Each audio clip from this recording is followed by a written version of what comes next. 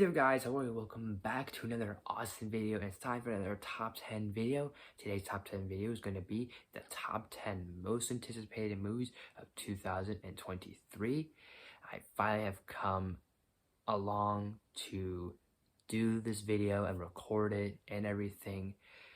So I know it's only been the second week of January, but I finally got an opportunity to do this video. And so for this list, we're gonna look at what I think, in my opinion, are the most anticipated movies of this new year, 2023.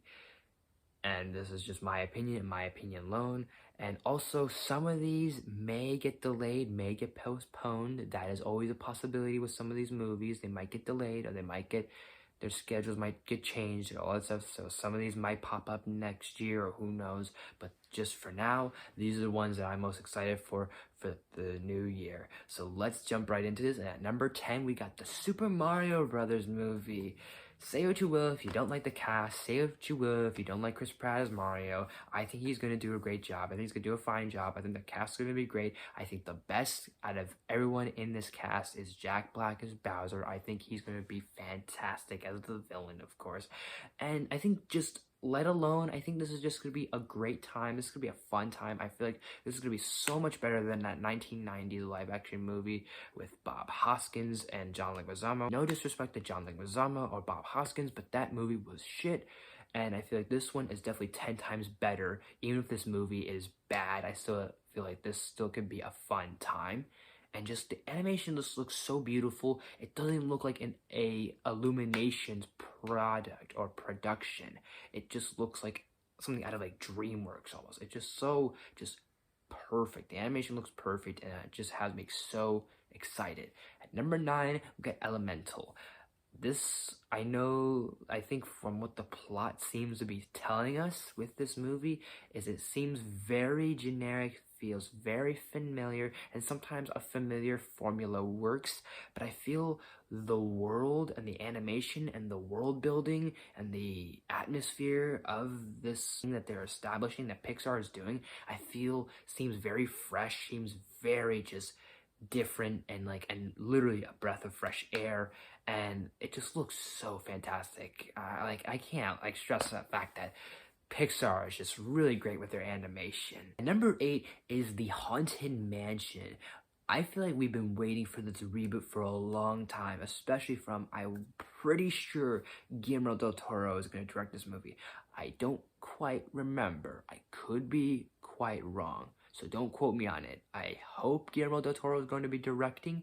I think he is. I don't remember. You can let me know in the comments section and fact check me if you need to. So I'm fine with that. But I just think this is going to be really great in whoever's hands this is. I feel a second time around of doing a reboot for Haunted Mansion could really spark some levity, could spark some fun, but also spark that darkness that we like about the Haunted Mansion. That comedy and that darkness, I feel it could be perfect. And I think what really just has me excited is the fact that we got Jamie Lee Curtis, the Scream Queen herself, in this cast. Just let alone, that's just really got me curious. And I love how she just came up on stage in a Dune buggy. Like, come on. Only the Scream Queen deserves that type of royalty. And number 7 is Blue Beetle. I'm really liking the approach with Blue Beetle. I'm excited that we're finally getting a movie for Blue Beetle, specifically Jaime Reyes, because I feel like Jaime Reyes is such a relatable kid. He's such a relatable character, and he's just got a great arc to him. He's got a great character, and not let alone just everything with the beetle and the scarab and all that power. You can borrow that whole ideology of power and responsibility, because there's a lot of power that Jaime Reyes has with this scarab. It's like alien technology. It's like an alien weapon on his back. But not only that, but I like that this is going to be very relatable to a lot of people, because Jaime is a high school kid. He's a young kid, and this could be very perfect for representation. And I'm glad that there is some representation for people that can relate to that, and even for those like myself that aren't obviously in that demographic or in that category. I can still relate to Jaime Reyes, but still not my point. That anyone can relate to this kid, and I feel like this is going to be a really great movie, and no matter what the big plot and premise may be, I'm on board for it. Number 6 is Killers of the Flower Moon. Now, the only thing that has me really excited about this movie is because not only do I not know what the plot of this film is, so that kind of has me intrigued. The title alone sounds very intriguing as well. It sounds like a murder mystery almost. The fact that it is directed by Martin Scorsese and it has Leonardo DiCaprio and a few other people in it, and sure, I'm not a big Leonardo DiCaprio fan, but I like that this is a Scorsese film, and I feel like Scorsese is going to really do something interesting with this. This is based off a book, I'm pretty sure, I think, is where Scorsese's going with this. Even if it's not, this sounds like such an intriguing title, and I feel like he can do something really cool with it. Alright, we're doing it now on our final 5 my list. Number 5 is Dune Part 2. I still have yet to see the first Dune, but I'm so enthused and enthusiastic that Dune is getting a sequel because, sure, I'm assuming from what I've heard that it kind of does leave with like a possibility of a sequel or a trilogy perhaps with this new Denis Villeneuve Dune franchise, but I'm glad that it's getting a sequel because of the fact that this was not a movie that a lot of like people were interested in, and this was a movie that was getting people back into theaters and all that great stuff, and I'm glad it's getting a sequel. I'm not too like keen on what's going on. All I know is that I'm pretty sure Austin Butler is supposed to be playing Sting's character in the original movie, which that's gonna be very interesting. So that's gonna be pretty funny, but I think they're gonna handle that very well. But I'm just excited. I'm just happy that this movie's getting a sequel and that there's love for this film, there's love for this franchise, and people went to the theaters and did all this stuff and supported the movie, and now studios saw it and said, hey, let's start doing a part 2, and here we are. Number 4 is Shelby Oaks. Now, if that sounds new or if you've never heard about this movie, I'm gonna give you guys a little bit of a background on this film and why this is so exciting to me. So this is going to be a movie directed officially by, for those of you that are big movie critics or big movie review fans or big YouTubers or just in general love movies like myself, this movie is going to be directed by none other than Chris Stuckman. And the fact that he's finally getting his movie off the ground is so awesome, and I never had the opportunity to say this out loud, but shout out to him. If he is ever watching this video or this segment of the video, congratulations, dude. Like, just a few quick words that you kind of inspired me a little bit to do this sort of thing, to do movie reviews and talk about movies and actually want to be a movie director in a way. You kind of inspired me a little bit, and seeing your journey kind of inspires me a little more. So I'm so happy that him, or if he is watching, you are able to get this film off the ground. And sure, I know the release technically says to be announced, but it's supposedly coming out this year, but I can't wait to see it. Number 3 is Guardians of the Galaxy Volume 3. I have just been so ready for this movie because I love the Guardians of the Galaxy. I love what James Gunn's done with this franchise. I love what he's done with these characters. The heart and the humor is perfect, and it just makes me love these characters a lot. And I think since Volume 2, I've been cramming for Volume 3, and finally we're getting Volume 3, and after so much wait and postpone, it's finally happening. I'm so excited. We finally get to see Adam Warlock. Adam Warlock looks phenomenal. Can't wait to see Will Poulter. The High Evolutionary looks great in it, and I am just ready for the humor and I'm ready for the tears because this is going to be the final film for a majority of the cast, and whoever dies, whoever lives is going to be so sad. I'm ready for it. Here come the tears, but let's do this together, folks. And we're all going to be heartbroken by the end of this movie, but I think it's still going to be a phenomenal trilogy for sure. And number 2 is Toho's Godzilla. Recently, I found out that Toho is actually going to do another Godzilla movie. It's been quite a while since we've seen a Toho Godzilla flick, not counting Shin Godzilla, which came out in 2016, but the last Toho Heisei era Godzilla movie we saw was Godzilla Final Wars, and I loved Final Wars a lot. Maybe I'll talk about it sometime, but I loved Final Wars. So I'm glad that Toho is gonna actually make another Godzilla movie, and that you can do something original, do something creative, do something like literally like your ocean is your oyster, and your meadow, your gardens, your open field type of thing, where you can either do something where bringing back other kaijus, create new kaijus, take other kaijus from other lores, or hell, you can do something like I feel like this could be the start of like maybe you can start doing spin-offs. I would love to see, just real quick, I want to say I would love to see like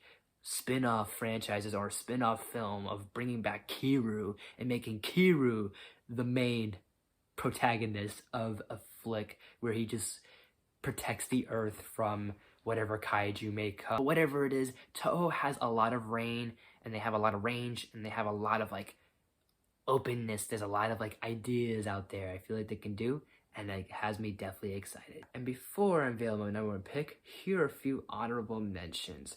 Napoleon.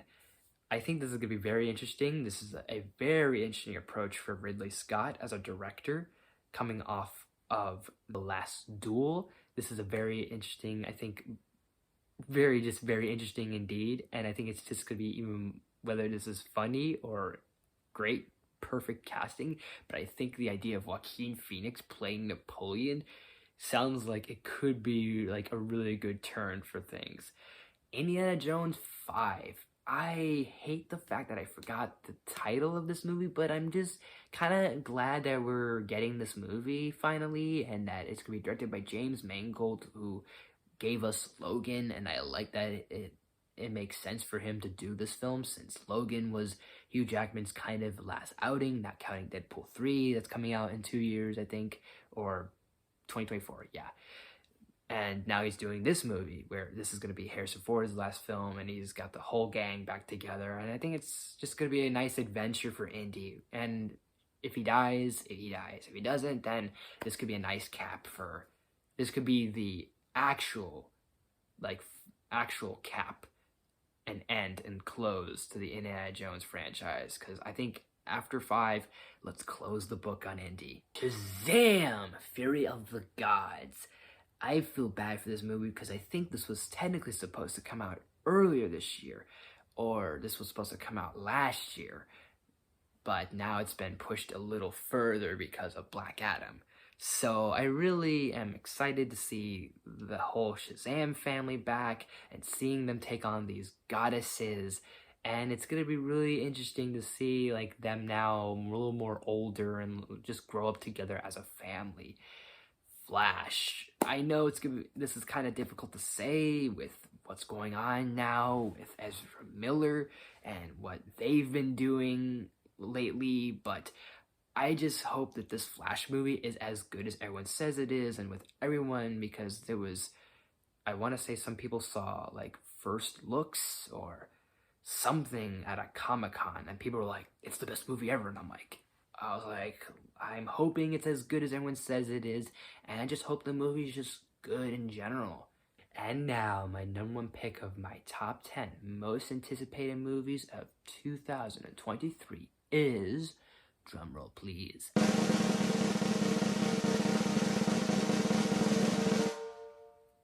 Ant-Man and the Wasp: Quantumania. Another kind of closing trilogy or final film in a franchise in the MCU, because we brought up Guardians of the Galaxy. Now Ant-Man's going to be, which most likely is going to be the final film for the Ant-Man franchise, and this just is going to be, I feel, is going to be the best one out of the 3. And I have enjoyed both Ant-Man movies. I like the first one. The second one, I don't know if it's as good as I remember it, but I enjoy it fine. I'll have to maybe revisit it just to kind of see what works and what still doesn't work for me. But anyways, I think Quantumania is going to work on so many levels. This is going to kick off Phase 5. That's the fantastic thing about this. I love that this is how we're kicking off Phase 5, with this brutal, like high at stakes here. Like, this is Ant-Man going up against Kang, the Conqueror here.